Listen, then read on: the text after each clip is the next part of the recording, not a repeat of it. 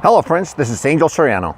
Today I will be listing for you everything you need to know to properly pick your boarding facility in this segment of Daily Dogman.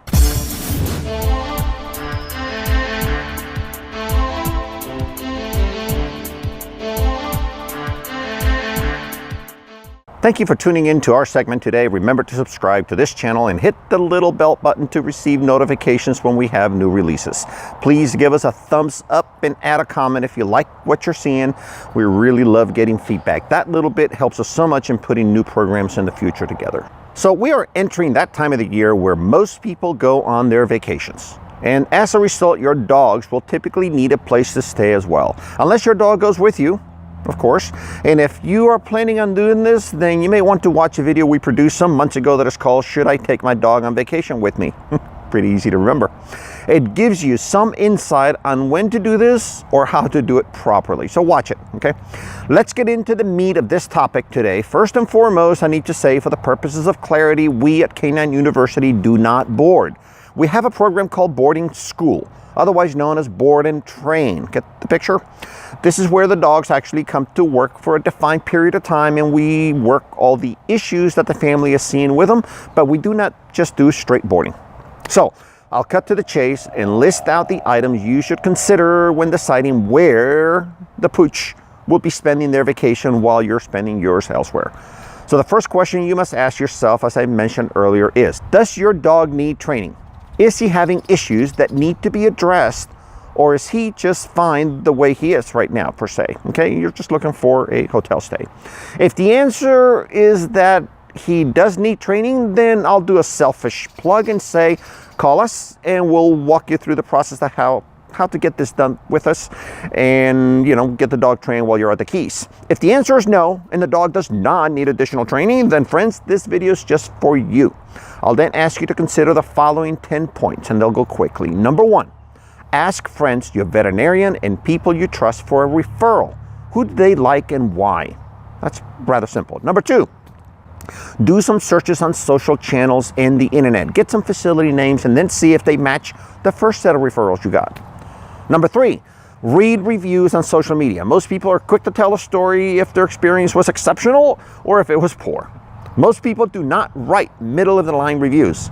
They are either raging fans or very dissatisfied.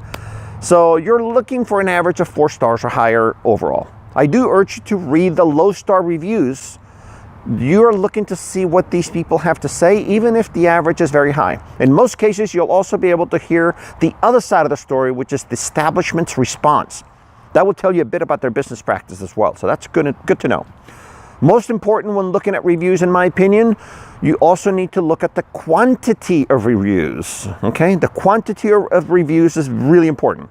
I like seeing over 100 per company. The reason is that there are many businesses out there that are just not running good practices, and they have a 5-star review, and you'll see that they have 8 reviews total. So they look good at first, but I argue that it is easy to ask a few members of your family and close friends to give you a review than it is to get 100 reviews that say that same picture. So the quantity of reviews has a higher impact with me than just the average of the score. So pay attention to this. Number 4, please go visit the facilities you're considering and ask for a tour. You want to see how they look and how they compare to each other.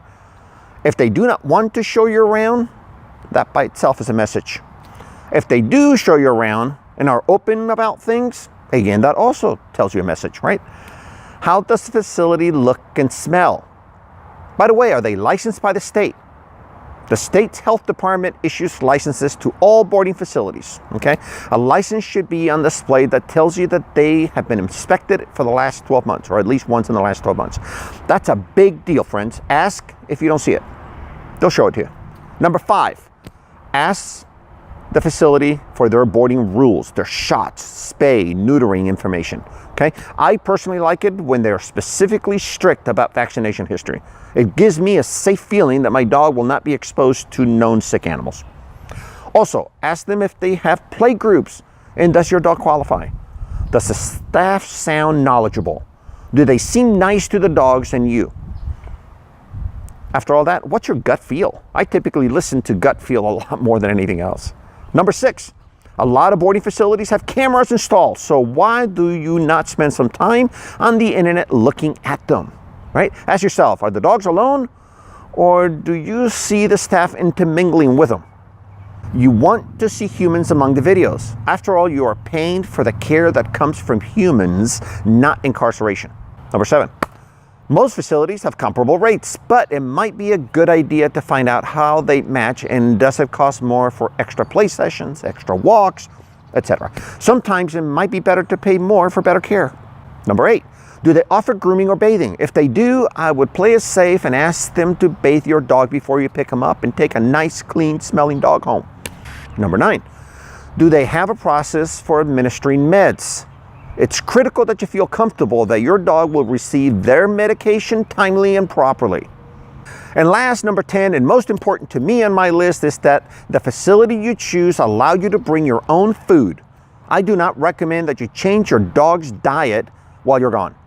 They will without a doubt have an upset tummy as a result of this, and they will have it 2 times, by the way. The first time will be during the first few days after arriving at the kennel, and the next time will be the very first few days after returning to your home. So why do this to your dog twice, okay? Especially since it will also create additional cleanup for you. That's it for this topic, friends. Just call us if you want our opinion of local boarding facilities, or if you struggle with training, conditioning, severe behaviors, etc. This is what we do, and we'll be happy to help you. Again, this is Angel Soriano, barking back at you on Daily DogMan.